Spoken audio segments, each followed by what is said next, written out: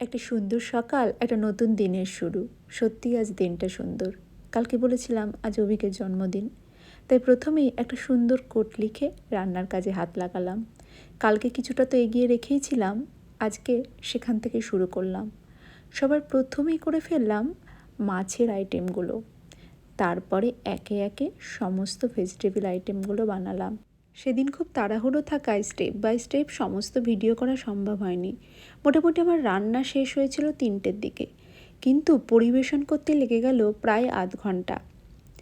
আমাকে অনেকেই জিজ্ঞাসা করেছো যে এতগুলো রান্না করতে ঠিক কতদিন লেগেছে। সেরকমভাবে বলতে গেলে 3 দিন, তবে রান্নাটা কিন্তু করেছি দিনের দিনই। রবিবার সমস্ত কাবাব আইটেমগুলো ম্যারিনেট করে রেখেছিলাম, আর সমস্ত চপগুলো গড়ে ভাজার আগে পর্যন্ত করে রেখেছিলাম, আর মাটনটা আমি কষিয়ে রেখে দিয়েছিলাম। সোমবার তো দেখিয়েছি সমস্ত মাছ ধুয়ে ভালো করে পরিষ্কার করে ভেজে রেখেছিলাম, সমস্ত সবজি মশলা সমস্ত কিছু কেটে রেখেছিলাম। আর সোমবার দিন আমি ডেজার্ট আইটেমগুলো বানিয়ে রেখেছিলাম, আর বাকি সমস্ত কিছু মঙ্গলবার জন্মদিনের দিন করেছি। আসলে কি বলো তো, কোনো একটা কাজ করতে গেলেই যেরকম প্রপার প্ল্যানিং দরকার হয়, সেরকম এখানেও যদি একটু প্রপার প্ল্যানিং করা হয় তাহলেই এটা করা সম্ভব।